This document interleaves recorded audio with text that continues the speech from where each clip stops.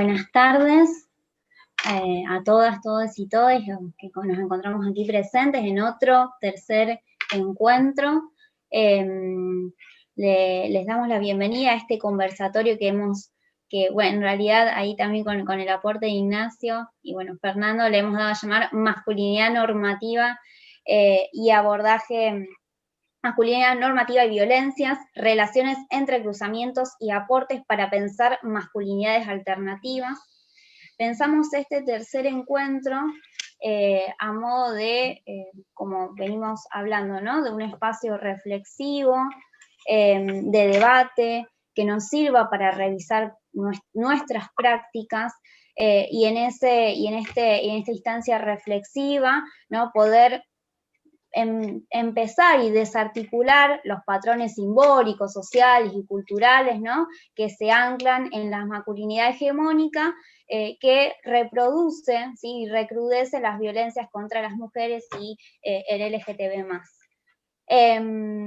Bueno, nuevamente lo tenemos por segunda vez acá Ignacio Rodríguez. Él ya ha participado en el conversatorio del 23, y le damos la bienvenida también a Fernando Ferraro. Bueno, Dai, te paso la palabra.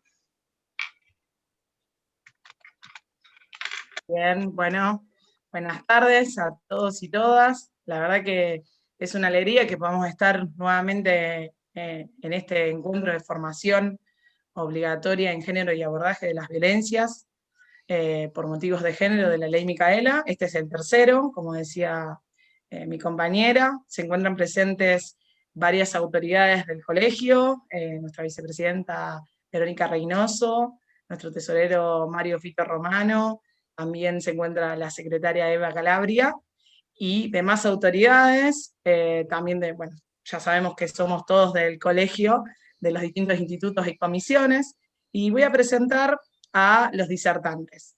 Ignacio Rodríguez es psicólogo de la Universidad de Buenos Aires, coordinador del programa Masculinidades de la Secretaría de Género y Derechos Humanos, integrante del Instituto de Masculinidades y Cambio Social y del área de Género y Sexualidades de la Universidad Nacional de Rosario.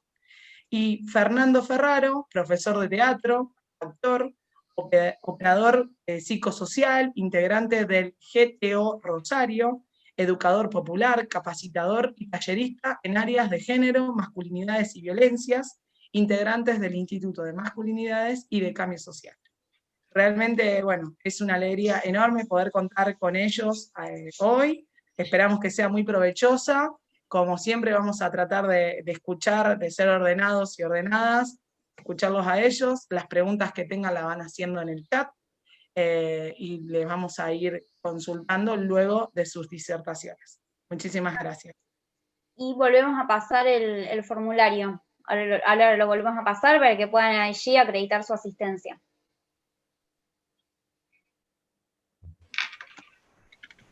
Acá están unas cuestiones de presentación.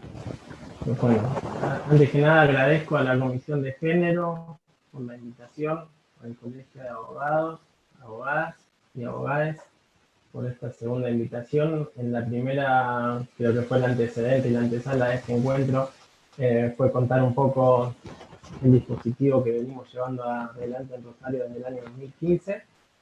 Y me parecía que era interesante, ya que además de tener un montón de participantes en el Zoom, poder articular este espacio del dispositivo dentro del ámbito jurídico, que es el ámbito de intervención de ustedes, porque si bien nosotros, tanto Fernando como yo, venimos trabajando en el Instituto de Masculinidades, en talleres de sensibilización y formación en masculinidades con jóvenes, con adolescentes, en escuelas, en sindicatos, siempre es un desafío encontrar un nuevo público, y me parece que un desafío y una curiosidad también, ¿no? Porque siempre he trabajado con el ámbito jurídico, sobre todo el penal, y a veces desconozco algunas cuestiones, pero hay algunas otras cuestiones en las que me he ido profundizando la temática, y me parecía interesante poder articular no solo esta categoría de masculinidad en relación a la perspectiva de género, sino también en cómo atraviesan las prácticas profesionales de cada uno desde su rol específico en la profesión, ¿no? ya como lo dije en la presentación, soy psicólogo, pero bueno, la historia del dispositivo y cómo se engancha este dispositivo de atención en violencia con pensar las masculinidades, la cuento un poco brevemente. Dentro de la ley Micaela me contaron, no lo escuché, pero que estuvo Yuyo en la primera, Yuyo García, que es el padre de Micaela, estuvo en la primera capacitación, ¿no? Y la ley Micaela lo que viene un poco a proponer es la perspectiva de género en todos los ámbitos estatales de atención, sobre todo porque en este juicio, o en el femicidio de Micaela, el perpetrador del femicidio, Sebastián Wagner, tenía ya denuncias y tenía condenas en relación a violencia de género que no habían sido debidamente atendidas, ¿no? No solo pienso en que, digamos, en los mecanismos punitivos, sino en algunos otros mecanismos alternativos al punitivismo que se pueden trabajar en los delitos de violencia de género. Así, en el 2015, el femicidio de Micaela fue en el 2017, pero acá en el 2015 empezamos con el dispositivo de atención a varones, y es una herramienta que enseguida, muy rápidamente, tomó el campo jurídico penal como una medida alternativa en los casos de delitos relacionados o vinculados a la violencia de género. Previamente a la existencia del dispositivo, bueno, esto lo sabrán mejores ustedes que yo, después lo podemos seguir hablando, hay condenas que son inferiores a 3 años, porque los delitos implican una condena inferior a 3 años, y las sentencias que se daban en ese momento con respecto a los casos de violencia de género eran una serie de medidas de conducta o reglas de conducta que ninguna tenía una vinculación directa con el daño cometido, ¿no? Era, si quieren se las enumero, más allá de que seguramente muchos ya saben, pero es bueno, más allá de la restricción de acercamiento, era la firma mensual en patronato, era el abstenerse de consumir bebidas o estupefacientes, bueno, la restricción de acercamiento, fijar domicilio, y eran estas 4 reglas de conducta y no existía una regla de conducta, una medida alternativa que tenga directa relación con el daño ocasionado.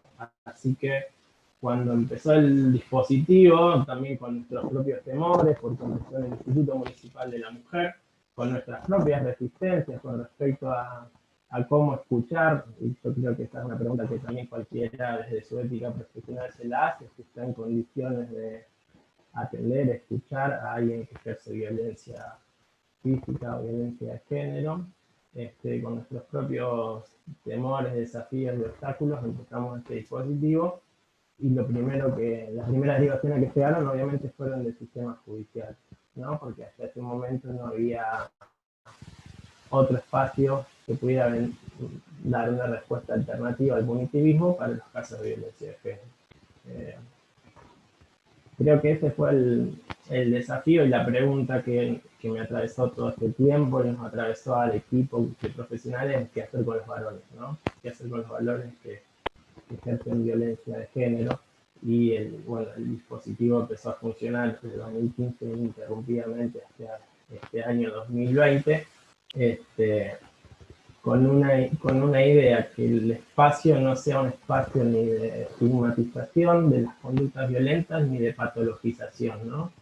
Eso implica todo un paradigma del cual pararse, ¿no? De no considerar a alguien que ejerce violencia física como alguien fuera de las normas sociales o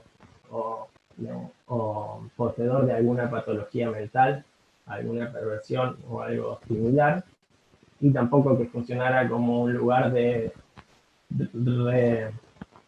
reproducción de una condena o una sentencia, ¿no? No era un lugar de castigo, sino un lugar de alojamiento y contención. Y todo esto... Sí. Discúlpame, vos sabés que muchas personas no están escuchando bien. Si vos te podrías acercar un poquitito más al micrófono, porque o se entrecorta ¿Ahí? O te escuchamos muy bajo y es una pena perder todo lo que estás compartiendo. Bueno, Gracias. ¿ahí se escucha mejor? A ver, si querés, habla un poquito y te decimos cualquier cosa. Sí, te preguntaba si se escucha mejor. Sí, mucho mejor. Ah, Gracias. bueno, se ve que tenía el micrófono un poco atrás. Gracias.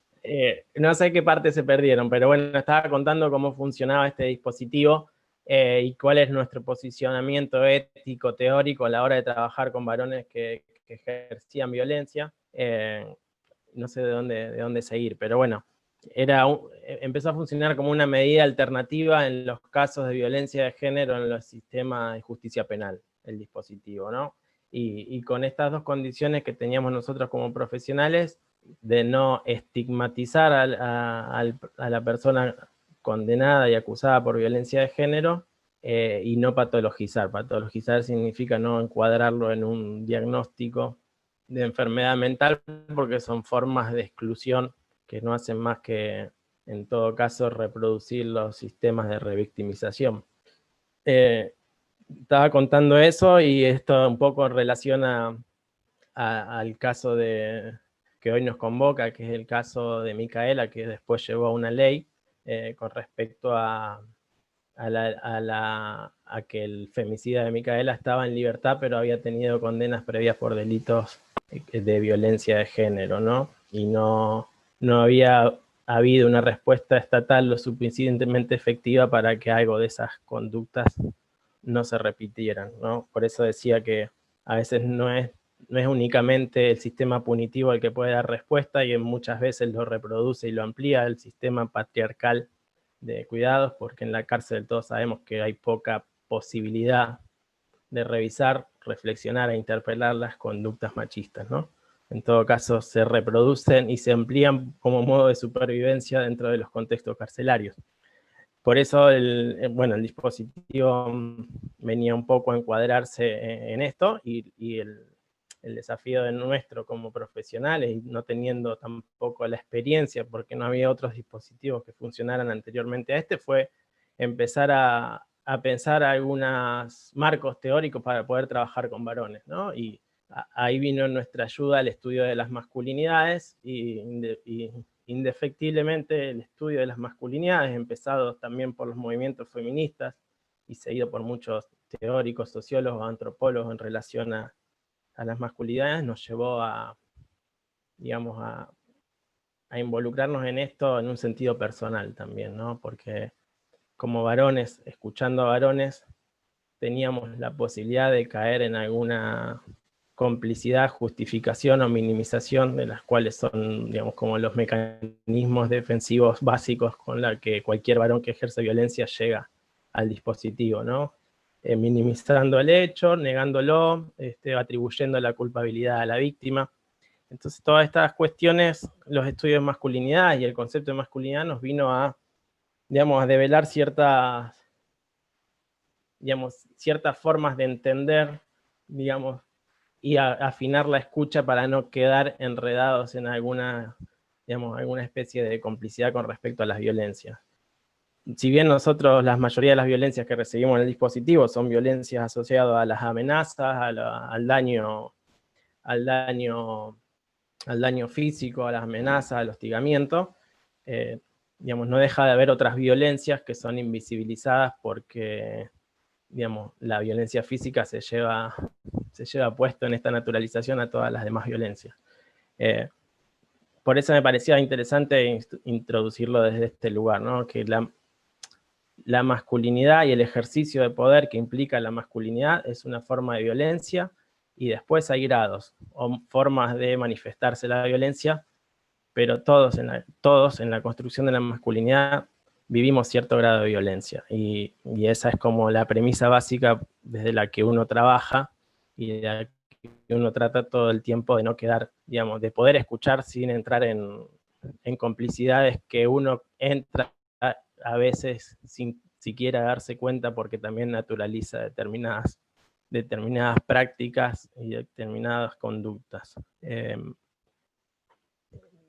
En ese sentido yo les quería compartir para pensar, justo estaba viendo antes de acá el flyer que pusieron en el colegio y hubo un comentario que me parece que es interesante para plantear esto, que decía, bueno, ¿por qué tanto masculinidad si lo masculino y lo femenino es biológico y ahí no se discute más nada? ¿No? Me parece que por ahí podemos empezar a pensar algunas cuestiones de la construcción de la masculinidad y entenderlo como algo ligado al género, ¿no? Pues siempre asociamos que el género está, digamos, es cosa que no nos tenemos que meter, que es cosa que participan las mujeres, es cosa que los varones, digamos, la miramos como de costado y observando desde un lugar de cierta externidad. Así que yo voy a compartir pantalla y tanto yo como Pepe vamos a ir contando un poco en relación al PowerPoint algunos conceptos básicos para entender la masculinidad normativa. Fer, ¿querés aclarar algo en relación a eso? Se sigue escuchando bien ahora, ¿no? Vamos con el Power y después por ahí Dale. voy sumando.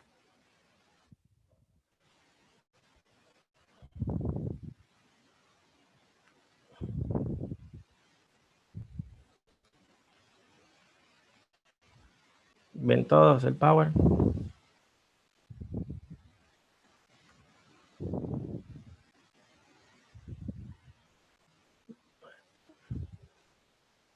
A ver.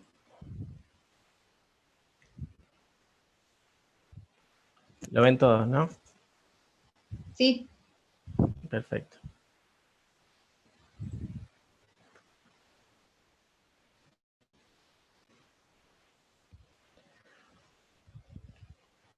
Bueno, ¿qué es la masculinidad? Lo decía en relación a ese comentario que había habido del flyer, ¿no? Que la masculinidad no es un hecho biológico, no depende de los genitales con los que nacimos.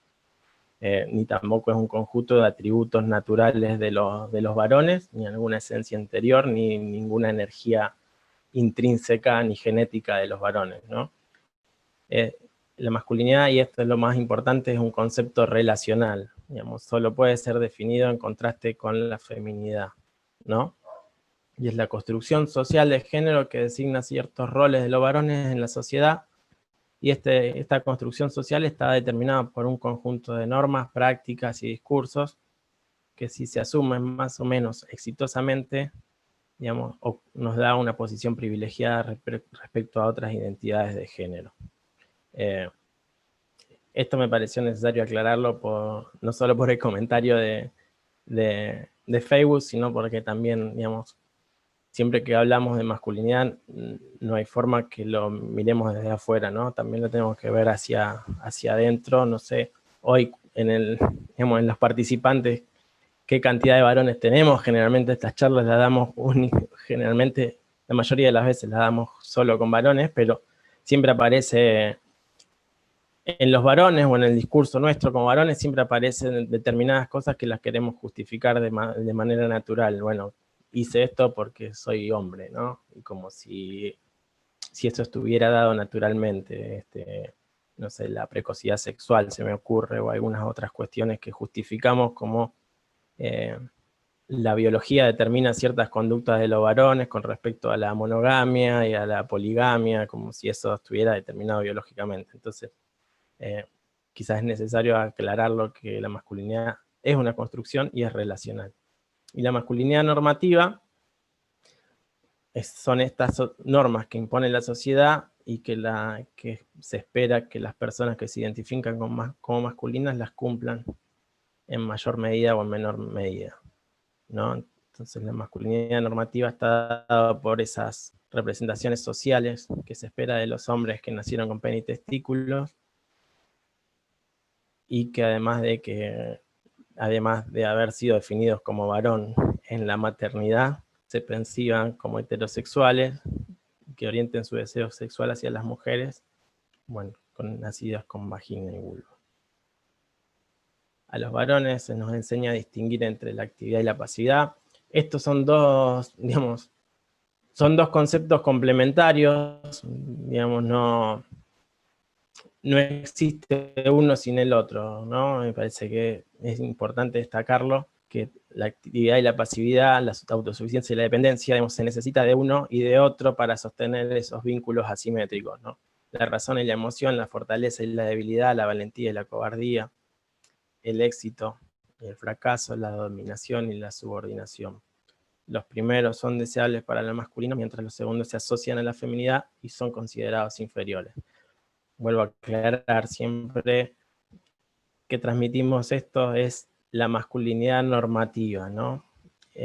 No es la masculinidad que uno piensa cuando habla de la deconstrucción o las masculinidades alternativas, igualitarias y libres de violencia. Pero es como se ha históricamente determinado el concepto de masculinidad y qué aspectos se asocian a la masculinidad. Las masculinidades subordinadas, lo contrario, son esa jerarquía interna de poder entre varones que se da por, digamos, por una ubicación jerárquica en relación a en qué medida se ajustan a esta masculinidad normativa los varones o nosotros los varones, y en la medida que no nos ajustemos a esas normas que se esperan de los varones, empiezan a generarse jerarquías internas dentro de la masculinidad. Acá ponemos unos par de ejemplos. Los varones trans respecto a los varones cisgénero, digamos, en relación a cuáles son las características de la masculinidad que determinan determinados privilegios, de determinado poder dentro de la masculinidad misma, digamos. Los varones homo o bisexuales respecto a los varones héteros, los varones con discapacidad respecto a los que no tienen discapacidad, y las masculinidades que no se identifican como varones respecto a quienes sí lo hacen. Por lo tanto, la mayoría de los varones estamos condicionados a construir nuestra identidad mostrando una férrea oposición a la idea de feminidad. Un varón, para ser considerado tal, debe mostrar continuamente tres cosas, ¿no? Que no es un niño, que no es una mujer y que no es homosexual. Por ahí decía una filósofa, Badinter, que es una filósofa de los feminismos de fines del siglo pasado, decía que un varón necesita tener una mujer para no serlo, ¿no? Y este es uno de los mandatos de las presiones sociales con respecto a la masculinidad.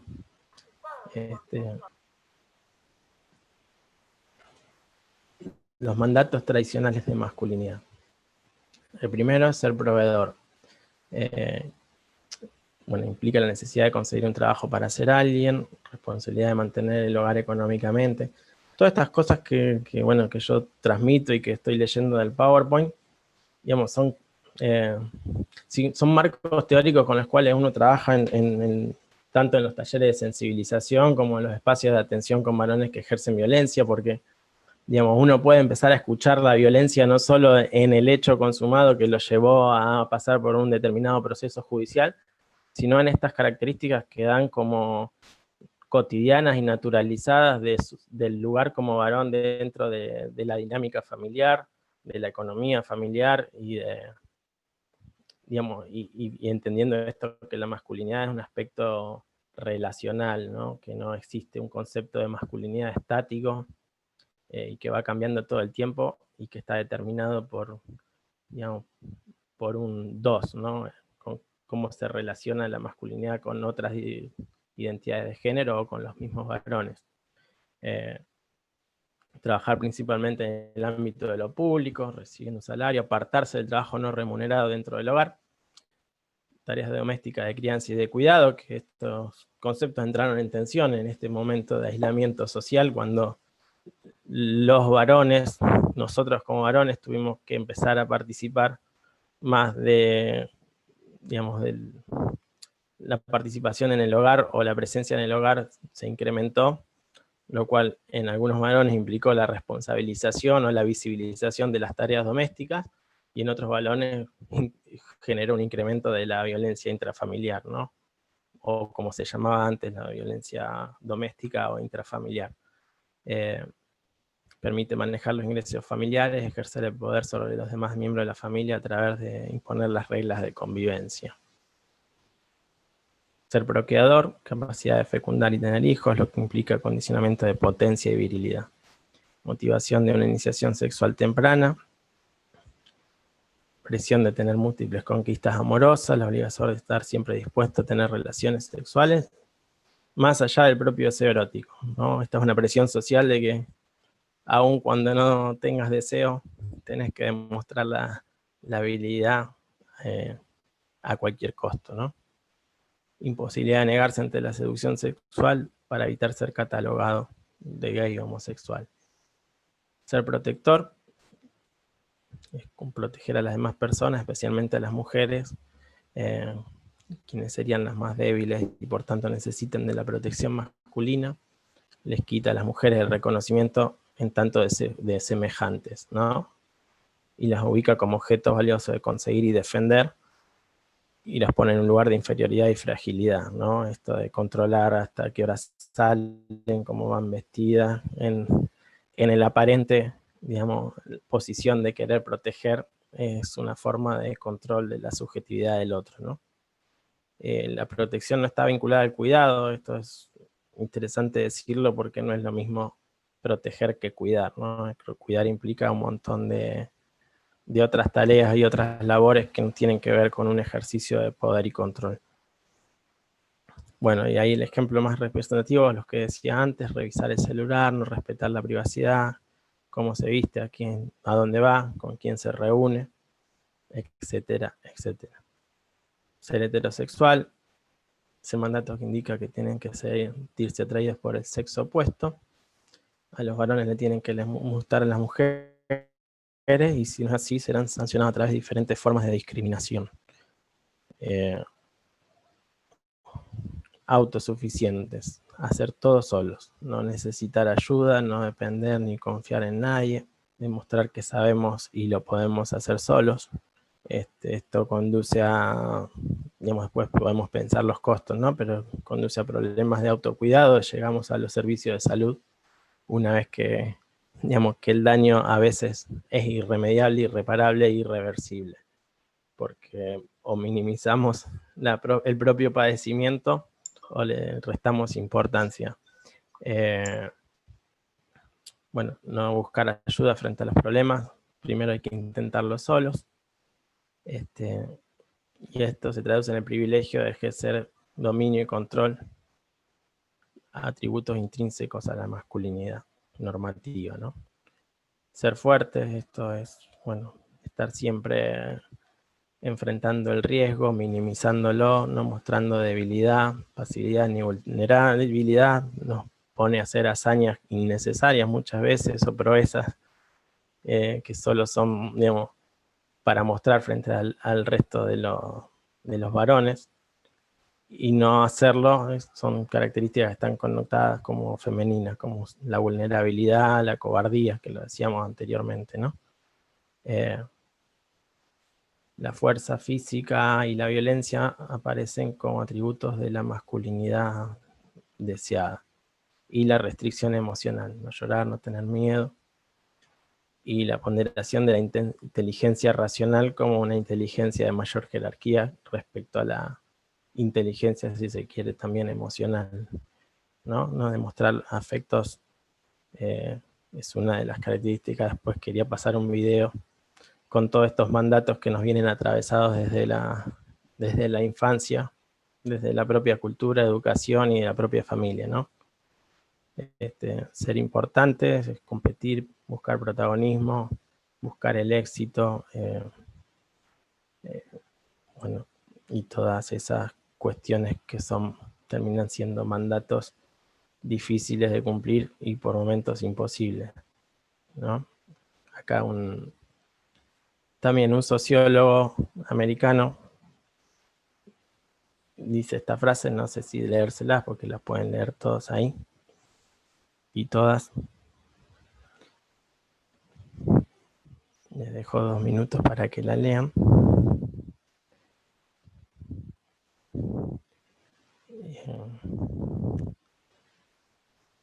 Y en esto, no sé si la terminaron de leer.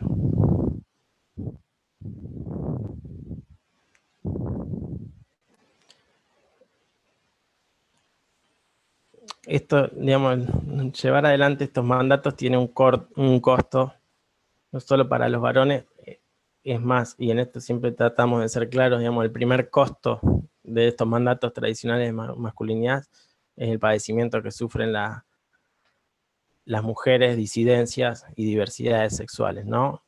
digamos, no en términos jerárquicos, porque alguna vez y siempre, digamos, escuchamos, y todos seguramente alguna vez escuchamos esto que dice Rita Segato, que la primera víctima de los mandatos de masculinidad son los varones, ¿no? Y lo dice en términos cronológicos, porque los primeros que tenemos que adaptarnos y cumplir estos mandatos de masculinidad somos los varones, y eso causa dolor, como decía, pero no significa que las primeras víctimas sean los varones. Las primeras víctimas del ejercicio de esta masculinidad hegemónica son las mujeres, en el sentido de que es una relación desigual de poder, y donde objetivamos no solo el cuerpo de la mujer, sino las actividades, las formas de pensar y las libertades de las mujeres y disidencias, ¿no?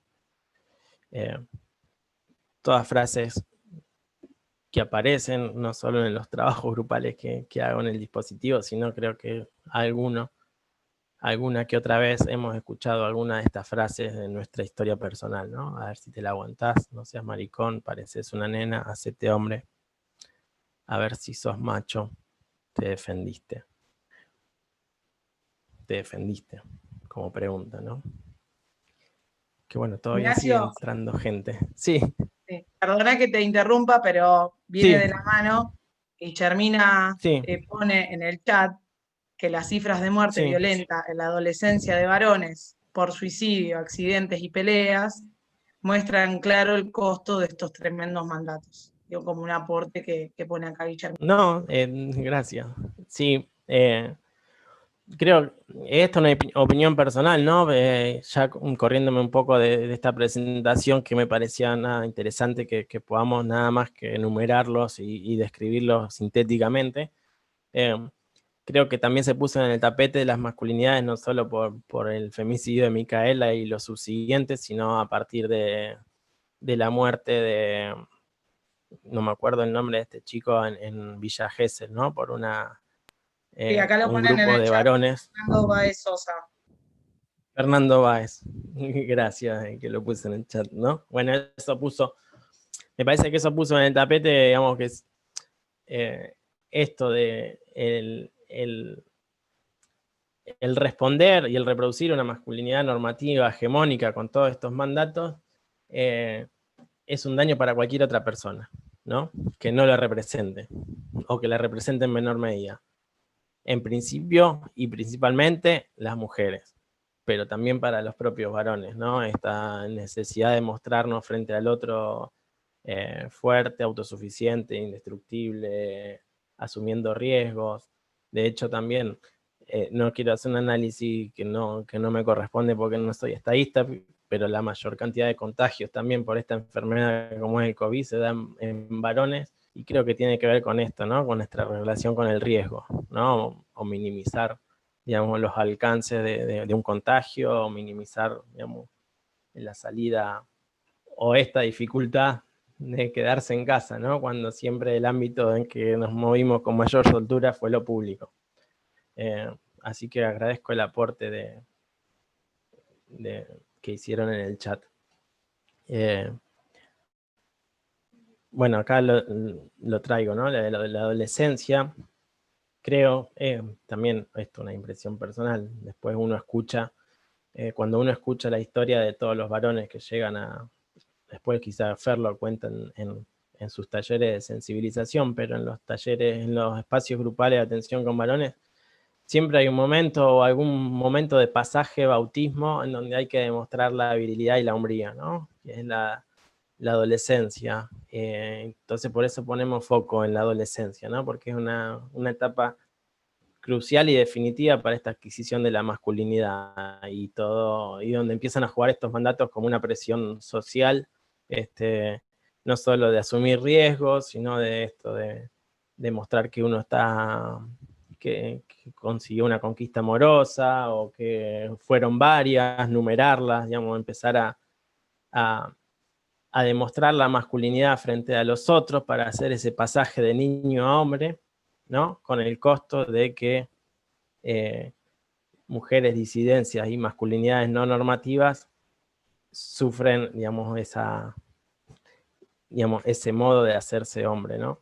Por eso digo, cuando no se encarna esto, puede atormentar y angustiar al adolescente, por lo que suelen reforzarse los estereotipos y valores propios de la identidad de género.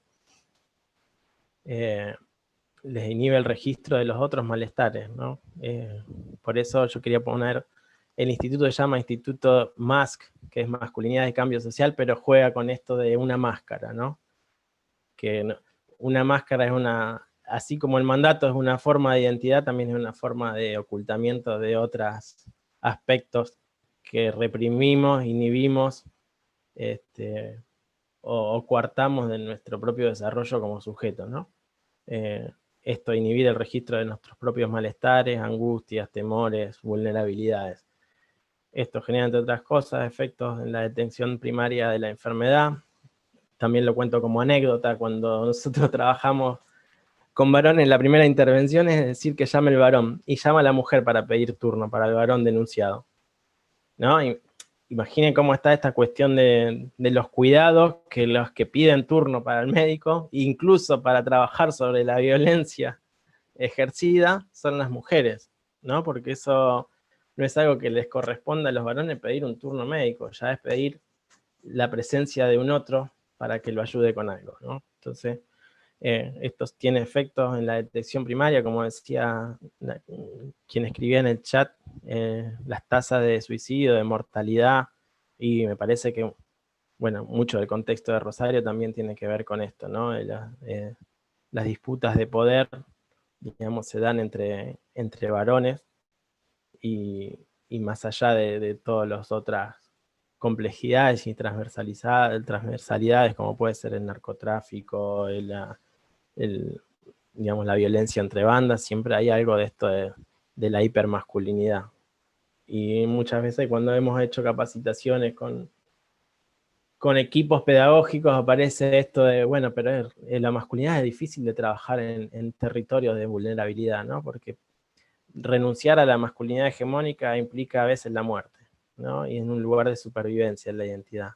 O decimos, bueno, hay que renunciar o hay que empezar a deconstruir, interpelarse sobre estos mandatos, pero tampoco hay, digamos, una guía de otros lugares donde identificarse, ¿no? Entonces lo que primero aparece es el desconcierto, la duda, la incertidumbre, el temor. Bueno, si renuncio a todos estos mandatos o renuncio a alguno de esos, digamos, ¿dónde encuentro un lugar de identificación, de sentirme alojado? Y la verdad que ese es un desafío, no pensar modelos de masculinidades alternativas, sino pensar cómo evitar ese desconcierto, ¿no? Que también es algo propio de los varones, de no soportar a veces este desconcierto o esta incertidumbre y buscar resultados rápidos.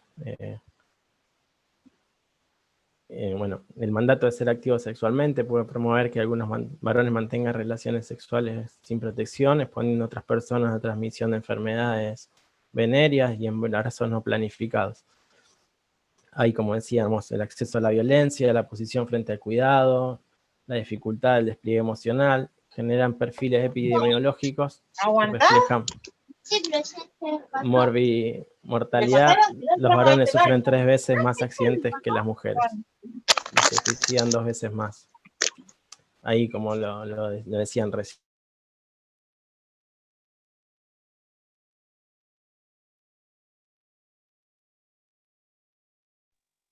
Silenciate, Nacho.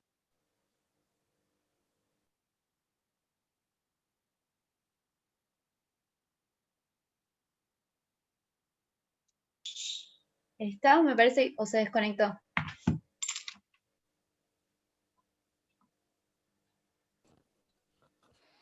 No, está, yo lo veo. Ahí está, ahí estoy.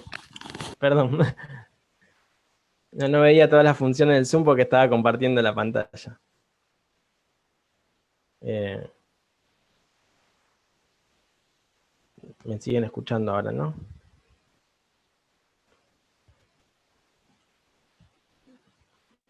Sí. Bueno, perfecto. Bueno, esto.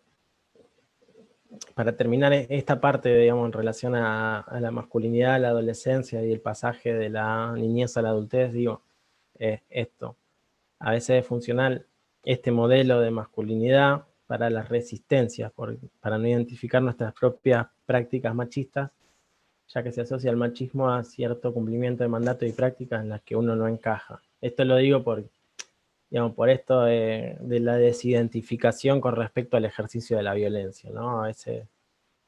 Esto, no patologizar la violencia y no estigmatizarla, tiene que ver con también apropiarnos de en qué medida cada uno en su condición de varón ha reproducido ciertos patrones, y esto es lo que nos pasa en la práctica, en el trabajo con varones, ¿no? No escucharlo como alguien, una otredad totalmente ajena a lo que uno es, sino poder escucharlo desde una empatía que no sea complicidad, ¿no? Desde poder alojar algo de esa violencia, de poder escucharla y ver qué distancia o qué responsabilización puede hacer con respecto a esa violencia, pero sin entrar en mecanismos de negacionistas o de complicidad, pero tampoco desde un lugar de castigo, ¿no? Entonces, un lugar de tensión interesante para reflexionar todo el tiempo y para trabajar, para no quedar enganchado en alguna de esas complicidades. De hecho, pasa cuando nosotros atendemos a los varones que ejercen violencia, atendemos en dupla, un varón y una mujer. Y a veces la psicóloga le hace la pregunta al varón y el varón responde mirándome a mí, ¿no? Entonces, ¿cómo desarmar esos pequeños actos donde se intenta buscar una especie de complicidad a través del trabajo en lo cotidiano, ¿no? Y en estos pequeños rasgos que uno puede restarle importancia, pero que son interesantes a la hora de trabajar. Muchas veces cuando terminaba coordinando un solo o dos varones en el grupo porque alguna compañera no había podido venir, aparecía como esta sensación de que ahí sí se podía empezar a hablar de algunas cosas, pero con la presencia de la psicóloga mujer no se podía, ¿no? Entonces, bueno, hay que escuchar con una escucha atenta y empática, pero no entrar en complicidades que ni siquiera a veces son inconscientes, ¿no?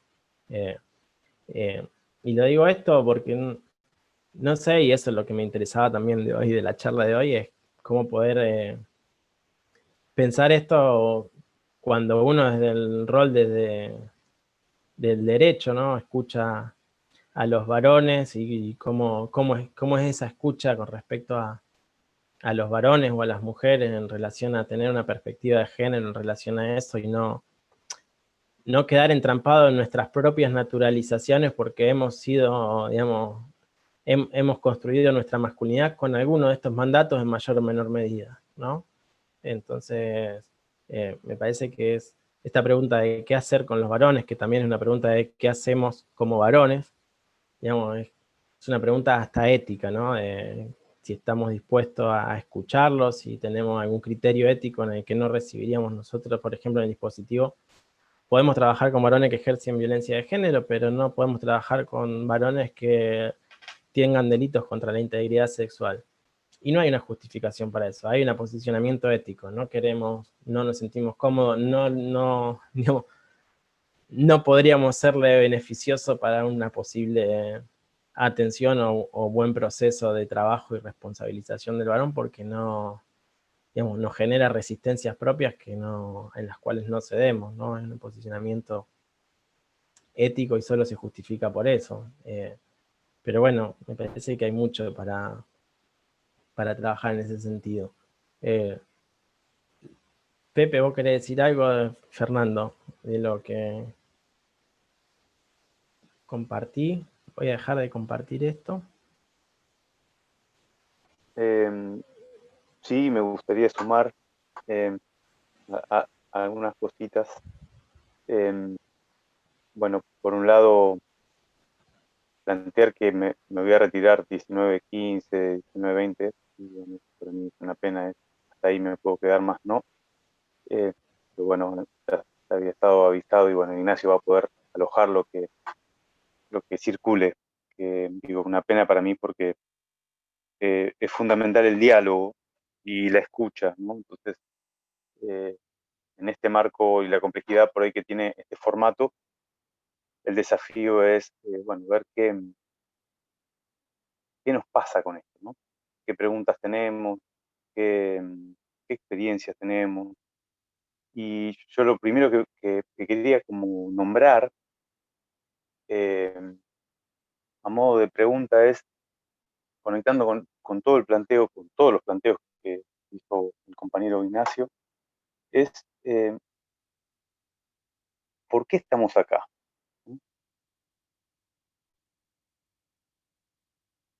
Las personas que estamos acá sentadas, ¿no?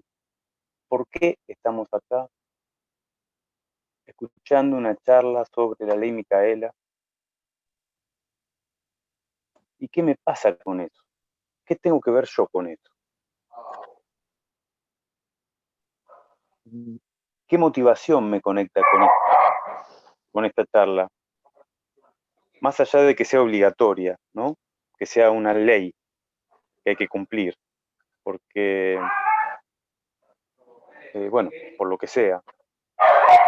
Y conecto esa pregunta con una pregunta que es fundamental, que es la interpelación como seres humanos, como sujetos políticos, desde el rol que ocupemos en esta sociedad, frente a un contexto de tremenda desigualdad social, histórica, donde la ley es una ley injusta, la ley social es una ley injusta. Ustedes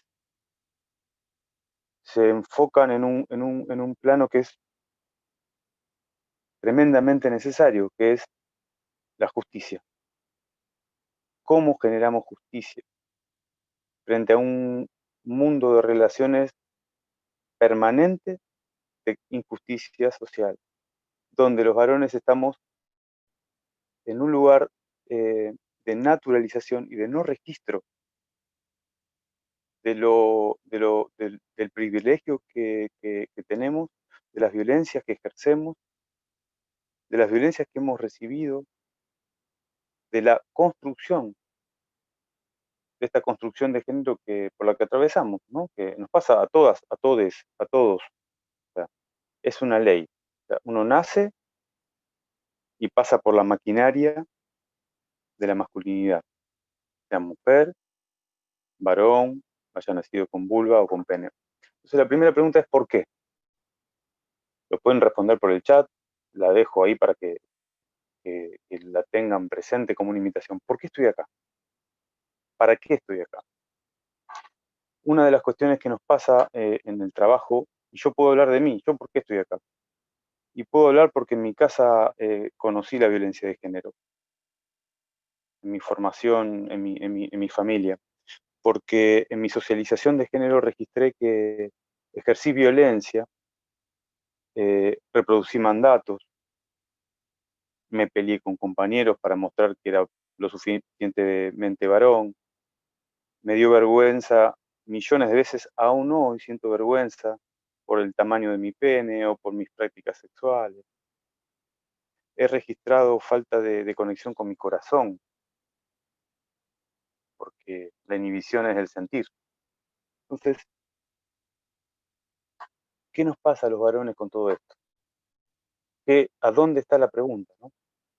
Entonces, uno de los puntos para mí centrales tiene que ver con cómo nos paramos, nos posicionamos frente a esta situación. La violencia está, y la violencia está en nosotros. El machismo está en nosotros, la desigualdad está, la aprendimos. Y no es para ponernos en el lugar de malos, ¿no? Ni de buenos, sino es la desnaturalización. Entonces, otra pregunta sería, ¿dónde está la violencia en mi historia?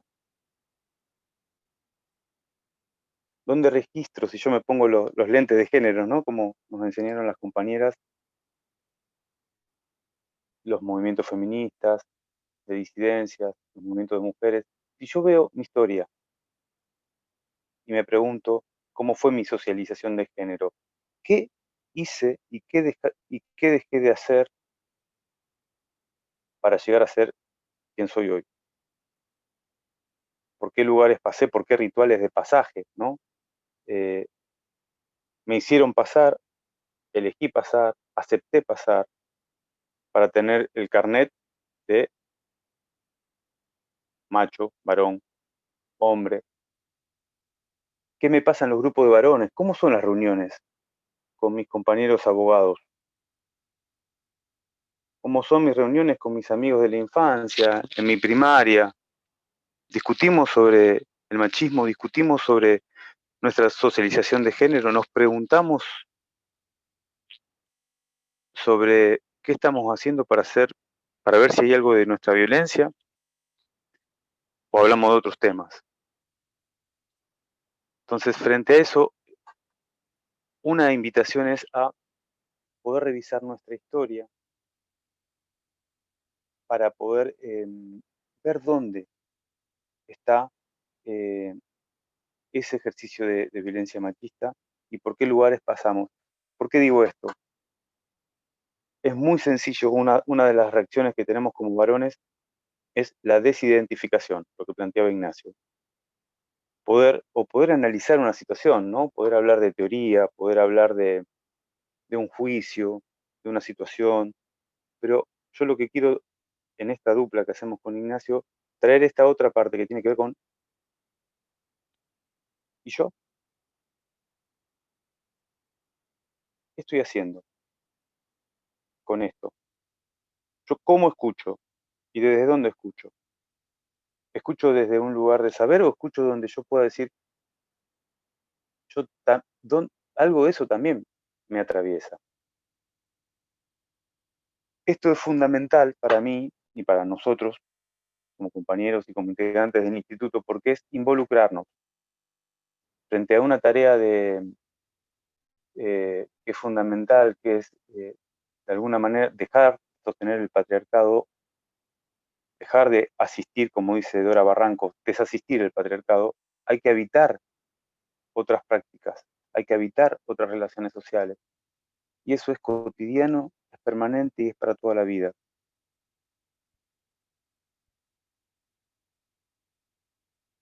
Ahí comparte Mateo. Macho, varón, mujer, hembra, leona, león. Las palabras de Jesús, Jesús de Nazaret y de su madre María. Para mí van más allá de toda esta dicotomía generada por la historia manejada por gente sin amor.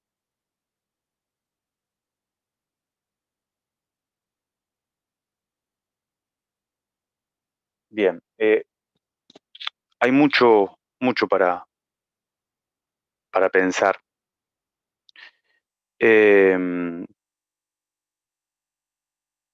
No me quiero detener en el comentario, gracias Mateo.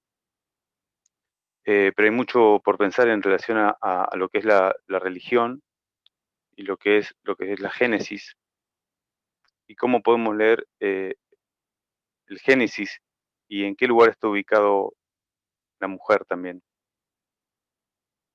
en el Génesis mismo, y cómo está ubicado la construcción de masculinidad en nuestras ideologías, nuestras religiones, nuestras formas. Es para abordarlo, es un tema complejo. Yo quería plantear básicamente este primer punto, que tiene que ver con desde dónde nos posicionamos frente a la situación. Entonces, un primer punto tiene que ver con cómo reaccionamos. Y básicamente hay un posicionamiento que puede ser, esto no tiene que ver conmigo.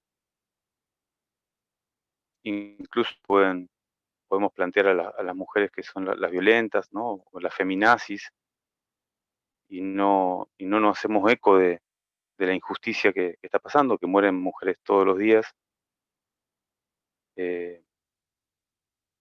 Podemos decir, está muy bien lo que hacen las compañeras, lo que hacen las mujeres, está muy bien la ley Micaela y la educación sexual integral y las políticas de género, pero yo no tengo que ver con eso, o apoyo, pero no acompaño, pero no le pongo el cuerpo.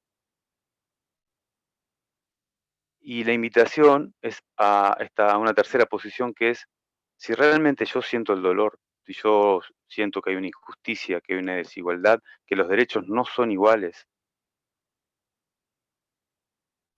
y asumo que ese lugar, yo por ser varón, soy parte del grupo de los que tenemos privilegios y de los que nos formaron para la guerra y para matar, para abusar, para dominar, para conquistar. No lo digo esto para decir somos los malos, qué horror, porque eso nos puede desresponsabilizar, sino para ver un sistema que nos forma para eso. Y a la mujer la forma para servir, atender, cuidar, estar atrás del varón, etcétera, etcétera, etcétera, ¿no? Ser las sensibles, ser las estéticas, las que se ocupan de la estética. Nosotros nos ocupamos de las cosas rudas, ¿no? Toscas, fuertes. Bueno, ¿qué de eso está en mi historia? Esa es la cuestión. Y porque desde ahí siento, y tiene que ver con mi historia, puede ser la llave para involucrarme y realmente construir una justicia diferente. Yo creo que los cambios vienen de adentro para afuera. Si escucho el afuera y me interpela. Si realmente queremos hacer una justicia con igualdad de género, quienes habitemos los lugares, si queremos hacer una educación con igualdad de género, quienes habitemos esos lugares, tenemos que estar convencidos, convencidas y convencides de que es fundamental un trabajo personal, permanente y cooperativo y colectivo. Hay que construir nuevas instituciones que estén basadas y habitadas por personas que realmente construyamos desde otro lugar nuestros vínculos. Si no, las instituciones, la ley puede estar, la ley Micaela puede estar, pero es una letra muerta. Si yo llego a mi casa y espero que mi mujer me atienda, primero pienso que es mi mujer y después espero que me atienda. Eso es lo que quería plantear de alguna manera. Una pregunta a qué pregunta nos estamos haciendo. Y si no estamos haciéndonos, porque puede pasar, son procesos históricos, invitar, sobre todo a los compañeros varones, a que asumamos a que asumamos la responsabilidad y la posibilidad de este tiempo. Yo abracé a mi viejo hace poco. Tengo la posibilidad de tener a mi padre vivo. Y lloró. Y lloré. Y me dijo que nunca había llorado. Mi papá. Y le costó llorar.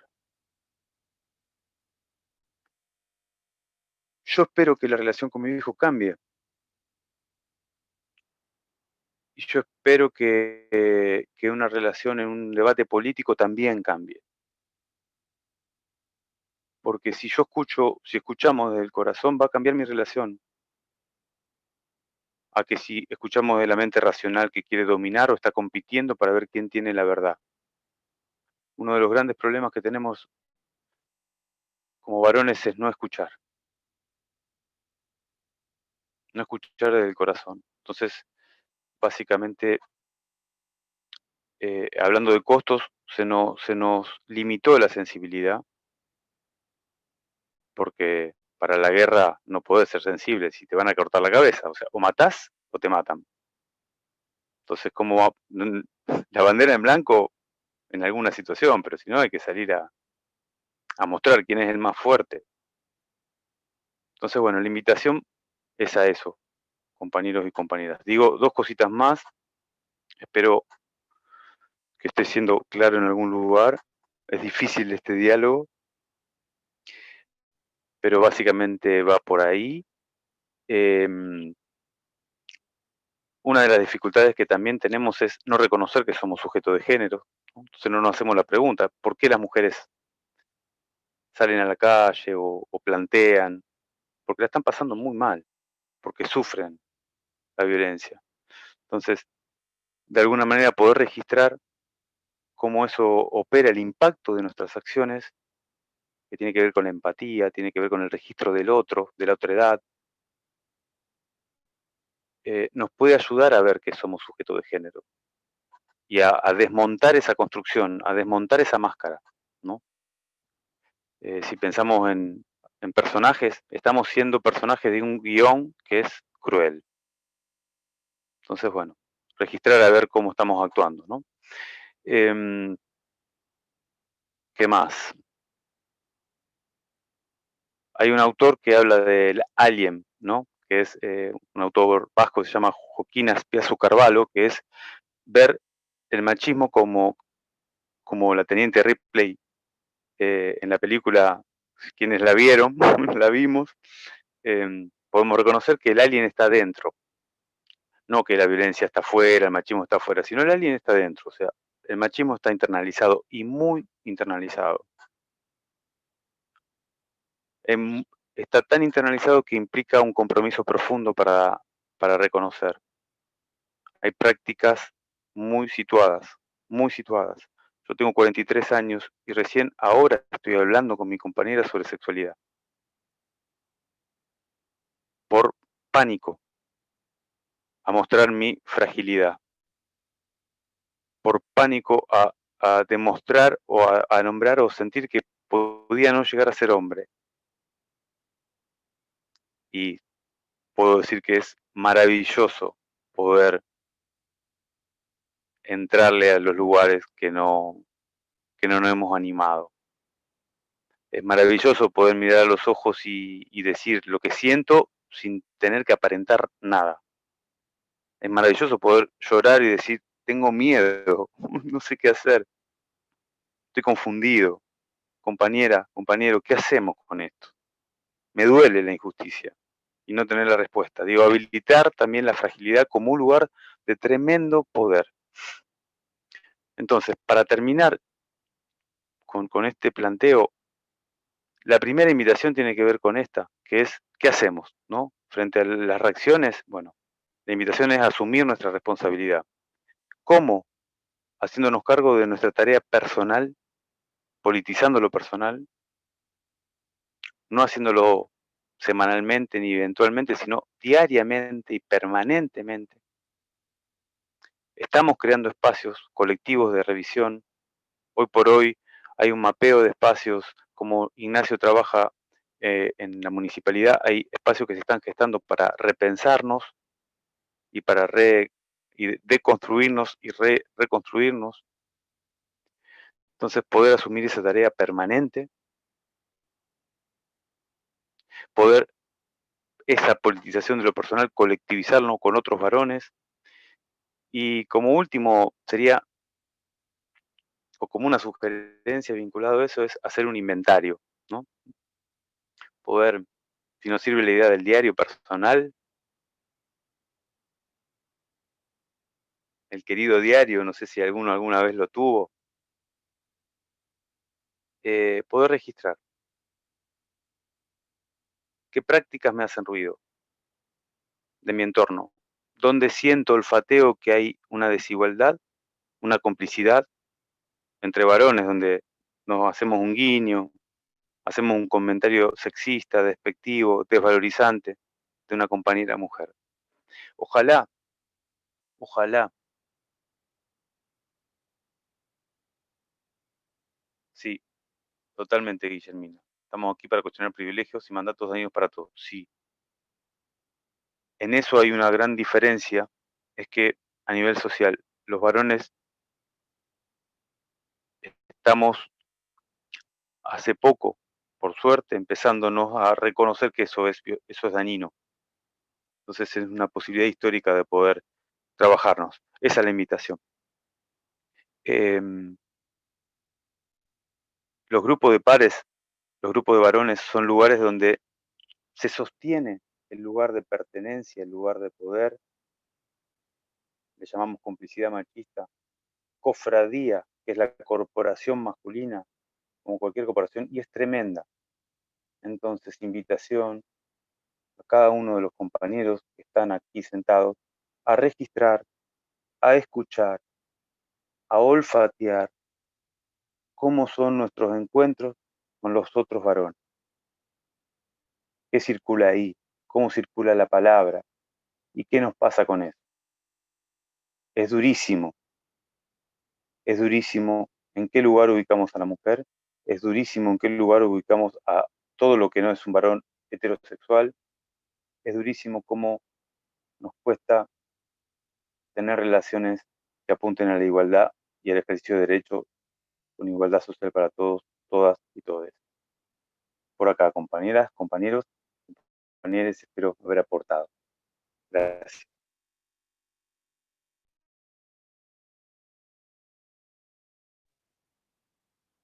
Muchísimas gracias, Fernando, Ignacio. Sí, Diana, nada, me parece, después de lo que dijo Pepe, yo quería poner la introducción de una película que está en Netflix y después se las dejo para los que no la vieron, que la puedan ver. Pero bueno, me parece que es digamos, un abono a lo que acaba de decir el compañero en términos personales, políticos y colectivos de cómo pensar las masculinidades. Pero bueno, es como, me gustaría pasar son 5 minutos de introducción de una película que después pueden encontrar en Netflix y después abrir el espacio al intercambio, ¿no? Desde lo personal, desde lo profesional y desde colectivo. Dale, Fer. Fernando, ahí pido la palabra. Gracias, Lucila. Es para retirarme, o sea, no es lo que me gustaría, pero hablar y no escuchar no es la escena deseada para nada. Pero bueno, por suerte acá lo importante es el espacio y el encuentro, así que bueno, espero haber aportado, compañeras, compañeros, compañeras. Gracias. Y gracias. Gracias, Fernando, un placer. Gracias.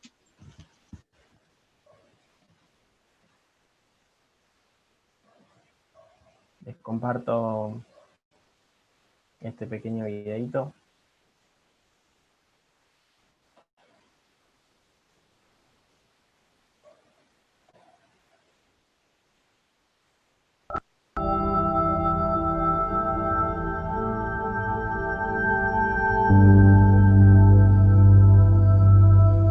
My earliest memory was my father bringing me down to my mother's basement, putting up his hands and teaching me how to throw jabs and punches.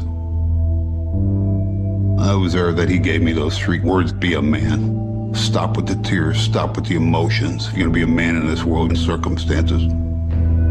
That was the source of tremendous shame.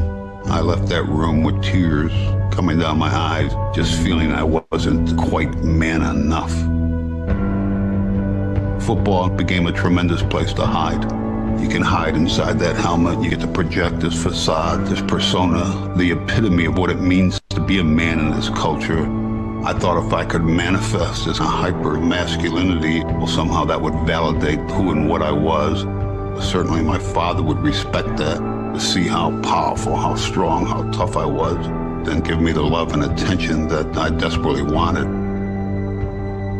I'd ask every man to think about what age they were, what was the context when someone told you to be a man. That's one of the most destructive phrases in this culture, I believe. Stop crying. Don't cry. Stop with the emotions. Pick yourself up. Don't be a chump. Don't be a pussy. Don't let nobody disrespect you. Be cool and be kind of a dick. Always keep your mouth shut. Nobody likes a tattletale. What a fag. You little bitch. Don't let your woman run your life. Bros come before hoes. Get laid. Be a man. Be a man. Grow some balls. So man up. Man up. Man up. Man up. Man up. Grow some fucking balls. Act like a man. Be a man. Yet again, another teen has taken his own life after being bullied for years. The details of the gang rape that took place outside a high school homecoming dance are horrifying. 3 teens confessed to shooting an Australian man for, quote, the fun of it. 13 people were charged in the beating death of a Florida A&M drum major, the result of a banned initiation ritual. A student was found dead, alcohol 5 times the legal limit in his system. He killed his girlfriend and then shot himself. Over 20 little children dead. He also shot his mother. The shooting was apparently premeditated. One gunman, and he is among the dead. 315 and 314 for a shooting at Century Theaters. Somebody's shooting in the auditorium.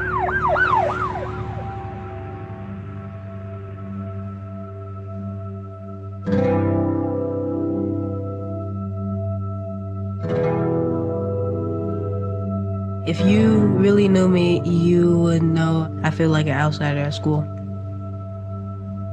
When I'm having a bad day, sometimes it's hard to talk to somebody about it.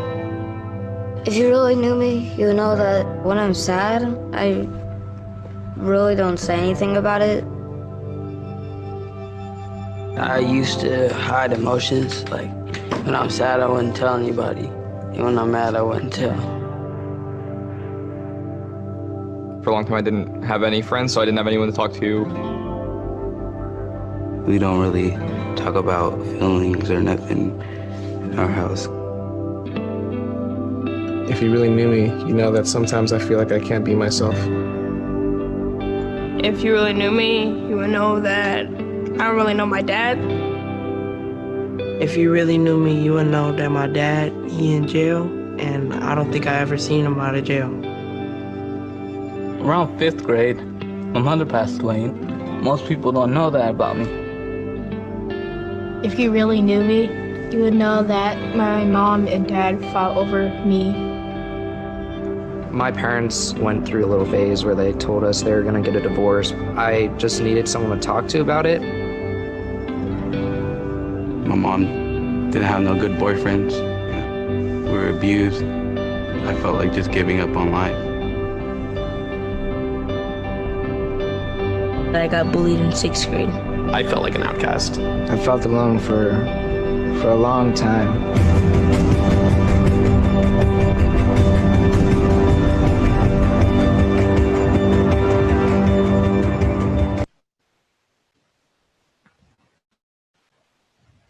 Bueno, nada, era un pequeño video de una introducción de la película para seguir pensando en lo que decía.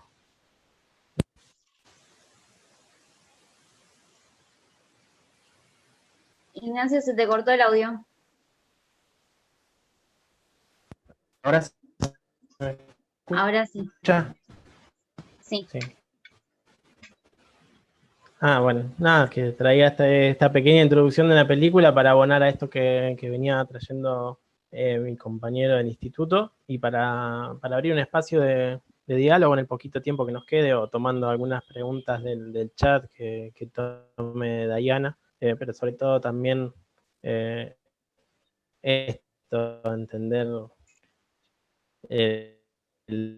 la masculinidad también como una categoría de análisis de la sociedad, de la mortandad en la adolescencia, y lo traemos en relación a no solo a los femicidios, sino a este crimen que sucedió en la costa con Fernando Báez, que también lo hablábamos, ¿no? Pero no estoy leyendo el chat. Diana, si querés que abramos el espacio para un poco de intercambio.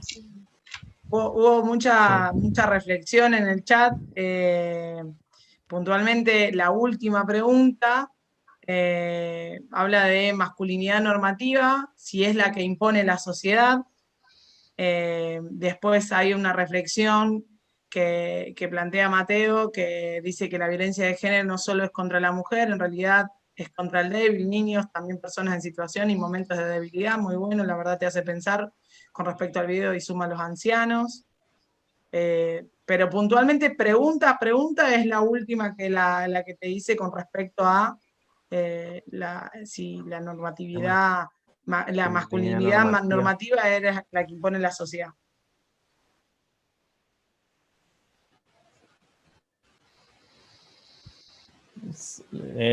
Creo, bueno, no sé si hay una respuesta completa a eso, sí, pero la masculinidad normativa es la que se impone no solo desde la sociedad, sino desde la familia, desde la cultura, y que también es una construcción, así como dije que es relacional, es cambiante, dinámica todo el tiempo, ¿no? Yo estoy hablando, quizás expuse ciertos mandatos de la masculinidad normativa, pero gracias a los movimientos feministas, gracias a un avance y un progreso en un montón de políticas en relación a la equidad, también están cambiando esas representaciones que se daban como normativas, ¿no? Y ahora también existe una masculinidad que no representa los valores de la masculinidad normativa, pero también es cuando uno dice, bueno, esto lo he escuchado, ¿no? Y dice, bueno, pero no es un hombre que ayuda en la casa, y ya el concepto de ayuda, digamos, indica que la responsabilidad sobre las tareas domésticas corresponde a una mujer, y el hombre solo está en calidad de ayuda y no de corresponsabilidad, ¿no? Y que tampoco es un hombre que encarne todos los mandatos de la masculinidad normativa, pero también hay hay intermedios y hay grises en relación a cómo construir otro tipo de masculinidad desde la equidad, desde la libertad y libre de violencia, que también tiene estos grises, ¿no? Que creemos que no representamos la masculinidad normativa cuando decimos que ayudamos, y cuando decimos que ayudamos estamos diciendo que no podemos asumir la responsabilidad de los cuidados, sino que es un protagonismo secundario en el cuidado, en las tareas domésticas, en la paternidad, ¿no? Pero bueno, respondiendo a la pregunta de la compañera, sí, es la que impone la sociedad, pero bueno, también esa sociedad va cambiando y se va construyendo, digamos, otras formas de pensar también, ¿no? Sí, exacto, y traigo un poco a colación esto de que justamente, ¿no? Nosotros desde la comisión quisimos que abordar las masculinidades sea un conversatorio, sea un encuentro específico donde pudiésemos darnos el lugar a estos debates, porque insistimos, ¿no? Como decías vos, Ignacio, la masculinidad se construye en las relaciones de género, ¿no? Y por tanto entendemos que todas, todos y todes somos parte en ese proceso social, cultural, y que justamente por ahí tal vez insisto en los conversatorios, pero la idea de este ciclo Ley Micaela es que nos podamos visibilizar los operadores y operadoras jurídicos como promotores de igualdad y no reproductores de desigualdad. Y que podamos pensar al derecho y a nuestras praxis jurídicas desde ese lugar. Y un poco retomando lo que habíamos hablado en el conversatorio de allá del 23 de septiembre, que hablábamos, bueno, en qué posibles respuestas podemos dar desde el derecho y desde el sistema de justicia y desde el sistema de justicia penal, es nosotros, bueno, al menos como comisión siempre estamos pensando en esto de, bueno, un derecho no solamente punitivista, ¿no? Que a veces es la única respuesta que puede caber, sino que también sea fundamentalmente reparador, ¿no? Y bueno, a esto aspiramos con cada encuentro, promover igualdad, aportar a un derecho que promueva esa igualdad. Eso quería agregar. ¿Puedo decir algo de lo que veo en el chat? Y eso te iba a decir, si estás leyendo, bueno, dale nomás. Sí, porque ahí dice Guillermina Cornero habla de justicia restaurativa. La otra vez la escuchaba, bueno, eso se los dejo como en la medida que quiera profundizar, ¿no? La escuchaba Ileana Arduino hablando de la escucha, ¿no? De cómo generar o favorecer escucha conducente, y esto va no solo para escuchar a los varones que ejercen violencia, sino para las mujeres que denuncian, ¿no? Que la escucha es lo que permite no objetivizar, y que en vez de volverse alguien que denuncia, digamos, se le da valor a la denuncia únicamente, ¿no? Porque si no, cuando uno toma la denuncia sin la escucha conducente, lo más probable es que esa denuncia se convierta en un caso y una sentencia anulando toda subjetividad de la persona, ¿no? Por eso muchas veces trabajamos con fiscalía en este sentido. Digamos, acá estoy hablando más en términos de mi trabajo, ¿no? Y no en la de construcción a nivel personal, pero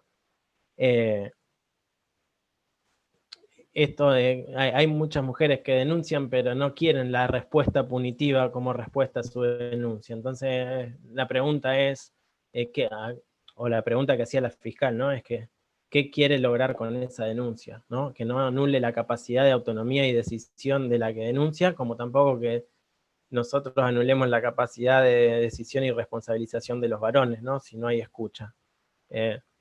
Lo digo básicamente por esto, porque el dispositivo es medida alternativa no solo como una moda de evitación de la condena sancionatoria privativa de la libertad, sino que también las denuncias, no todas las denuncias quieren que el denunciado termine preso, porque muchas veces es sostén de un hogar, porque muchas veces quiere solamente una restricción de acercamiento. Vamos, hay que escuchar y ver qué herramientas tiene uno desde su propia profesión para dar alguna respuesta que no anule la subjetividad y que convierta, digamos, a una persona que denuncia en un simple caso, ¿no? Lo digo por esto de la justicia restaurativa, digamos, que quizás un modo de pensar la justicia más allá de lo punitivo. Nada, tomé esa.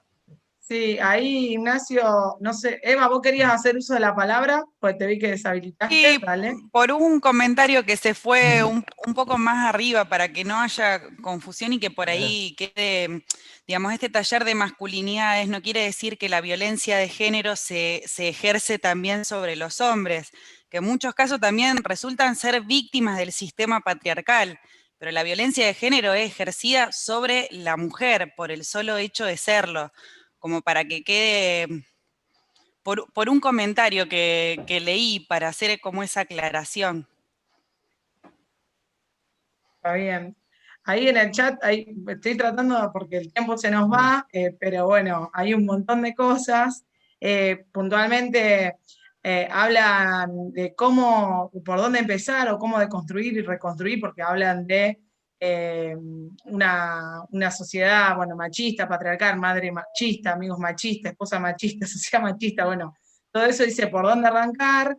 Después, cómo se trabajan las masculinidades en organizaciones sociales, los equipos de fútbol, los barra brava, otros emergentes naturalizados de la sociedad. Hablan de las propagandas, de cómo ahora todas las propagandas de limpieza están protagonizadas también por un hombre y por una mujer.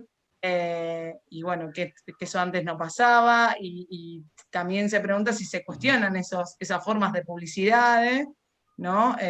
Así que bueno, hay un montón de cosas. La verdad que es re interesante, está bárbaro que nos haya interpelado a todos y todas y estemos consultando permanentemente, y me parece que, bueno, está genial.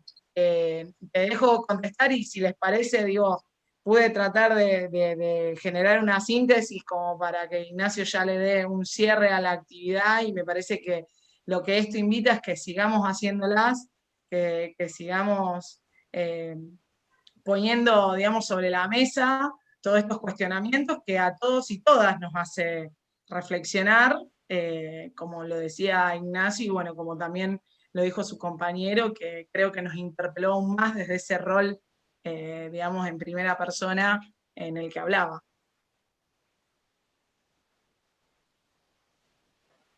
Sí, no sé si tengo respuesta para todas esas intervenciones. Sí, me parece rico pensar en la transversalidad, ¿no? De poder hablar de las masculinidades desde una perspectiva de género y cómo llevar eso a cualquier práctica que esté asociada a determinados roles estereotipados, digamos, sobre todo, bueno, ahora tomó relevancia los clubes de rugby o digamos, las prácticas deportivas que están enviciadas de un montón de conductas machistas, si se quiere, pero en los talleres es interpelar y no dar por sentado, naturalizado todas esas prácticas como propias de la masculinidad y que no se puede hacer nada con eso, es generar talleres con algunas dinámicas específicas para empezar a deconstruir eso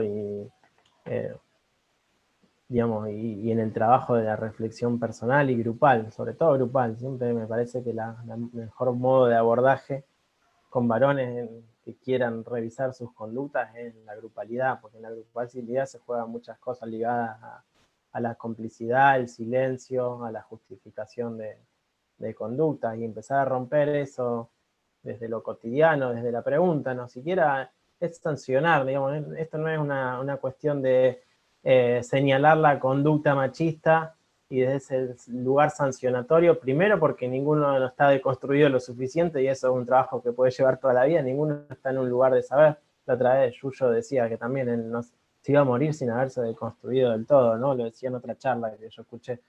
Digamos, pero es así, que uno pueda escuchar sin ponerse en un lugar de sanción, porque no, lo único que hace es anular cualquier posibilidad de desarrollo de una reflexión personal. Digamos, y muchas veces pasa esto, es decir, no, mejor no hablo porque me van a comer si digo algo que pueda reproducir cierto machismo y patriarcado. Y hay que entender que uno está atravesado por eso y que a veces lo repite, y está bueno que se lo señalen, pero no un señalamiento desde la crítica destructiva, sino un señalamiento para empezar a reflexionar sobre eso, ¿no? Digo, porque pasa con adolescentes, hemos participado de talleres mixtos y las que participaban eran las mujeres, y nos preguntaban por qué no participaban los varones, hasta que uno se animó. Mirá, yo no hablaba porque tenía miedo de meter la pata. ¿no? Entonces está como esa idea que anda dando vueltas de que si cuento una anécdota que deja ver alguna práctica machista me van a comer la yugular. Y no es, digamos, no es así. Pensar más allá de lo punitivo es esto también. Más allá de lo punitivo en el propio discurso, en la propia escucha. Si no lo decís, ¿cómo lo va a deconstruir? Digamos, si lo silenciás, ¿no? Está bueno que se pueda interpelar sobre esas prácticas. Y eso es en lo cotidiano, en la corresponsabilidad en las tareas domésticas, de hogares.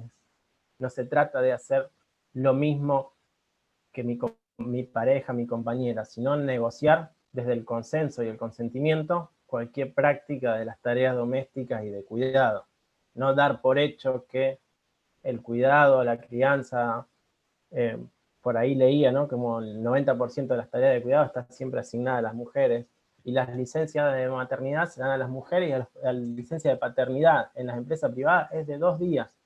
Es imposible involucrarte con el nacimiento de tu hijo con 2 días de licencia de paternidad, con todo lo que conlleva, ¿no? El análisis por si tiene la bilirrubina alta, la autoemisión, los análisis, digamos, de rutina, el tipo si se agarra o no a la teta, si le quieren dar leche. Hay un montón de cuestiones de involucrarse en la paternidad que no alcanza con 2 días.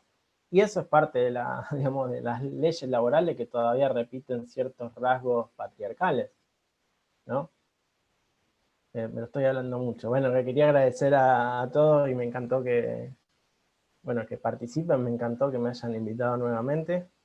Y bueno, y a su disposición para cuando haya que reiterar alguna otra charla. Te agradecemos nosotros a vos. Gracias.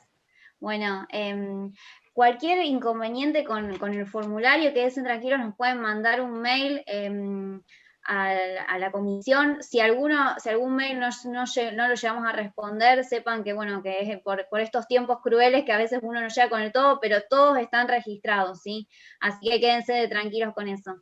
Bueno, los espero. El próximo encuentro lo tenemos el 18 de noviembre. Después ya nuevamente vamos a estar mandando mails y demás. Ignacio, nuevamente, muchas gracias. Y muchas gracias a todos, todas y todos los que están aquí. Chao, gracias. A ustedes. Chao, gracias. Nos vemos. Nos vemos.